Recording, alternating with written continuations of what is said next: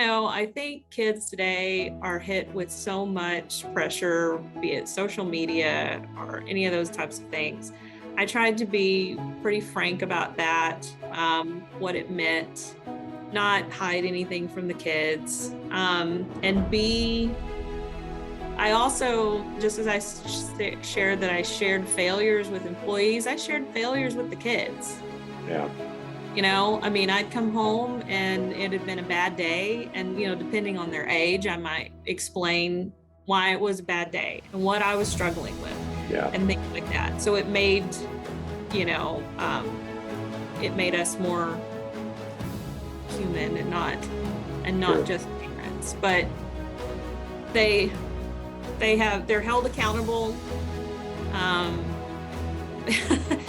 My oldest, it was funny, we set him up with the apartment and we took him to the grocery store and we, got the staple things. But he has a job, so he can do all that.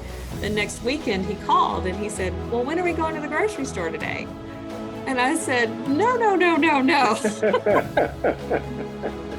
We already took you. I said, it's up to you now. And so those gentle pushes. Yeah, that's great. So you've got a book coming out. Tell the audience a little bit about your, because the hope that you hope that they will gain from reading your book. Sure. Well, it's kind of a culmination of some of the things that we talked about today. It's the door holder.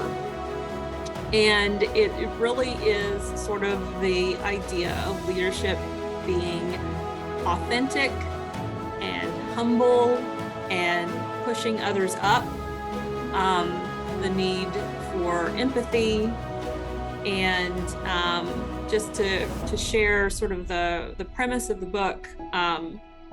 When I was in elementary school, we would have little chores as students. And I always wanted to be the line leader, where you got to lead the line, because you would be the first one to lunch and the first one to recess. And everybody looked at you because you were leading the line. And then the next day, you had to be the door holder, which meant you had to stand behind the line leader, and then you held the door for everybody to go through. And then you were last. You were last to lunch. You were last to recess. I hated that. But the older I get and the more experienced I get in the professional world, I realize that being the line leader is not being the leader. Being the door holder is being the leader, because you've got to make sure everybody gets through and gets to the destination and that nobody's left behind.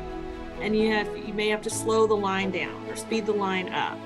And that's the true essence of it. So that's sort of the metaphor for the entire book. And it's full of personal stories, other stories from real people, the rest of us, just, not CEOs or celebrities, just real people leading other people. Super. Folks, I've read her book. It's a phenomenal book. I really encourage you to get a copy of it. Cié, I appreciate your day today, giving us some great insight. What a great hour. And hope to have you back real soon. All right, thank you so much. And until next time, appreciate each and every one of you who took your time out of your day to listen to us and to watch what we had to say. I just appreciate all of you.